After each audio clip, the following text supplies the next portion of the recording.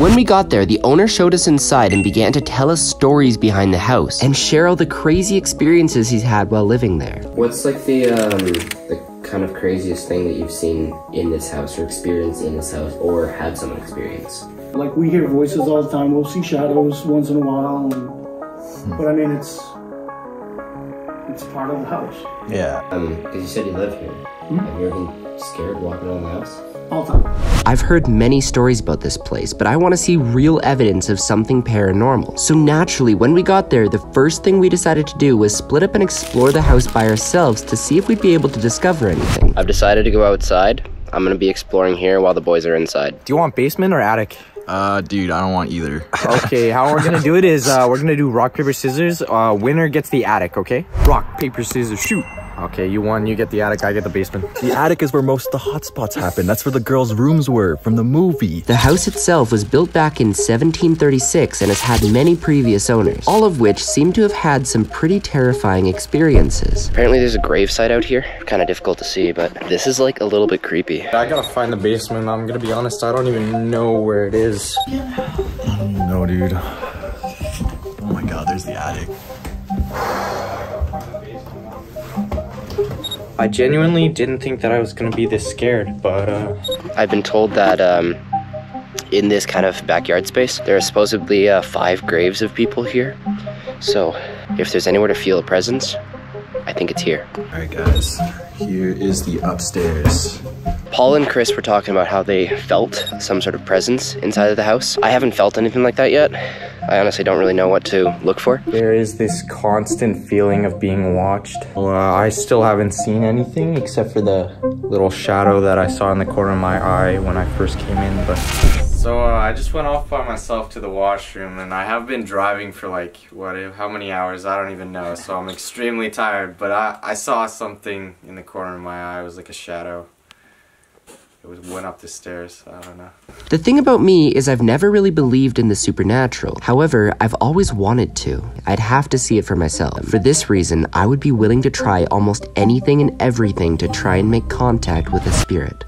When I woke up this morning, I had a strange feeling come over me. However, I brushed it off as just stepping out of my comfort zone to experience something I never have before. We then began the 9-hour journey, which was the drive all the way down to the house. It was strange. As we got closer and closer to our destination, passing through the different states, the mood started to feel a lot creepier. Sorry, what'd you say? I think we should watch the Conjuring movie in the middle bedroom upstairs where the most activities happen. Back at the house, we decided to put on the actual Conjuring movie so we can get a better understanding of the secrets that lay in store for us at the house. I've actually never seen this movie before, so I wasn't sure if it would scare me. But with the lights off in supposedly the most haunted room in the house, we were about to see. However, halfway through, we had to interrupt the movie. It was almost midnight, which meant only one thing. It was about to be April 21st, which is my 21st birthday. See, the house doesn't get rented out very often, but when it does, it fills up really fast. So the only date available for the next year was today. So, it's midnight, and I just turned 21. This was the only day available for like a year to go into this house, and so I couldn't let this opportunity pass. I ordered myself a slice of cheesecake and got back to work, finishing up the movie before moving on to the next task. Alright guys, so we finished the movie now, and we are going to break out the Ouija board. This is the part of horror movies where like everyone in the audience is like, stop it.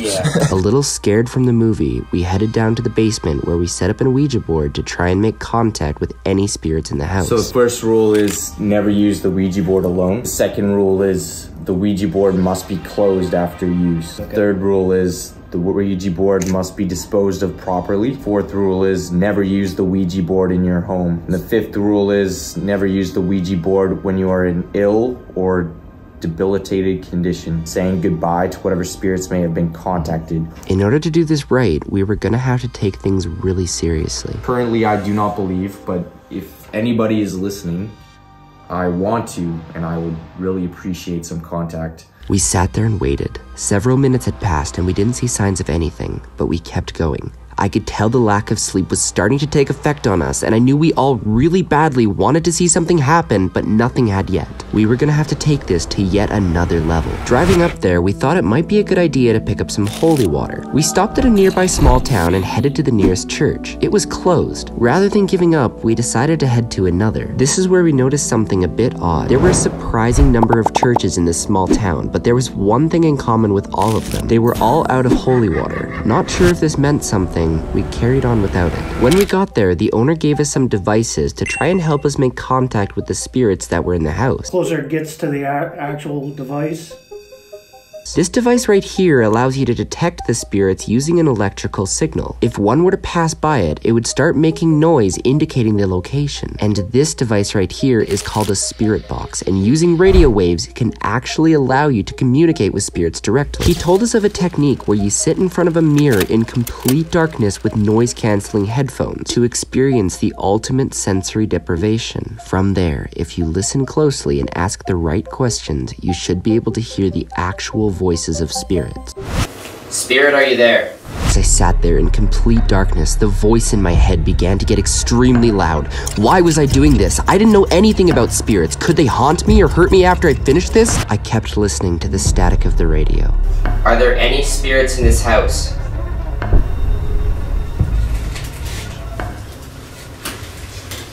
I don't hear anything. After a while, I figured the next best thing to do would be to take it all around the house, and this is where something interesting happened. I asked it to say wolf. It was the first word I could think of, and then I heard it. Is this you trying to communicate with us, or is this just the radio frequencies? Say something in the next 3 seconds. Spirit, if you're there, say wolf.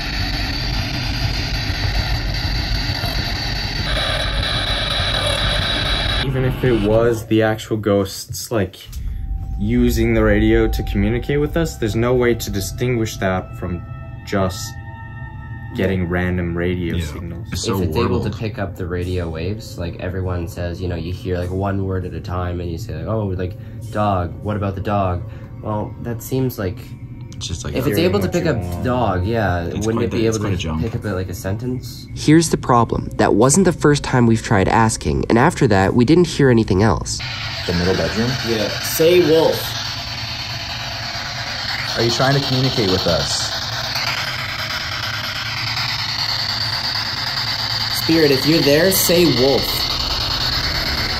We chalked it up to a weak radio signal and moved on. By this point, we were starting to get tired and a little frustrated. I'll be honest, as of now, I can see why this house is scary, but I'm not scared of it yet. I haven't seen any signs for there to be any reason for me to be scared. I haven't made any contact with spirits. So we're gonna have to keep trying, but this isn't looking hopeful. We all really wanted something to happen. I asked the boys if they had any ideas. I'm willing to let you try would be going in the washroom and do the Bloody Mary. Okay. Just That bloody, would be. say Bloody Mary in the mirror. 3 times. 3 times. With a candle. And do I have to do it alone? Yeah. Let's try it. When I went into the washroom, I noticed my heart was actually beating a lot faster. Normally something like this wouldn't scare me, but for some reason it was. A little bit scary, actually. I'm giving this a try because I need to overcome any fear. I believe this won't harm me. That's why I'm giving this a try.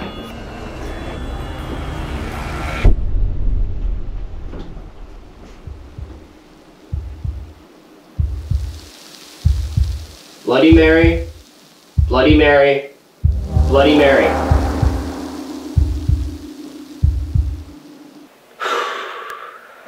We need to keep going.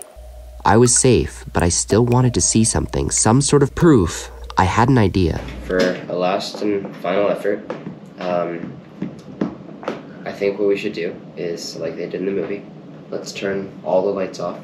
We'll play a game of hide and clap. See if any of us end up seeing anything along the way while we're alone, vulnerable in the dark. The way this works is one person will be it, and the other 2 will be clapping. Yeah. I guess I'll be it. I'll try and find you guys. You guys find a hiding spot. I can say clap 3 times. When I say clap, you give me 2 claps, and I will try and find you. Sounds good. Okay. Let's get it. We decided to play downstairs in complete darkness. I gave the boys a second to hide before moving to try and find them. Alright guys, we are playing hide and clap now, and I'm literally in the basement in the scariest part of the house, or at least to me, which is the furnace room. You know what, I'm gonna hide by the electrical box because that's something I know and I'm familiar with. Alright guys, I found this really good spot. It's right underneath you. I really hope there aren't any spiders under here. Clap.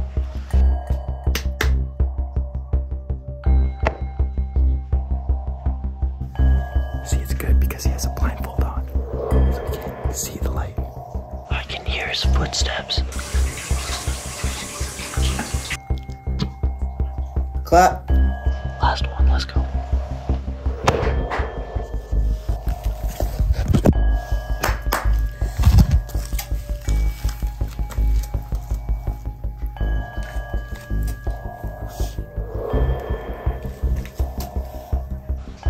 I think Tyler found Chris. I thought I could run, but then I was like, wait, I have to stay in the same spot. Alright, Paul, I can't find you. Yo, I won, let's go. At this point in the night, after almost a full day with no sleep, your mind may begin to play tricks on you. I had to keep this in mind moving forwards. At this time of the night is when something incredibly strange happened. So I know for a fact that there are fake mediums. That's just a fact. Yeah.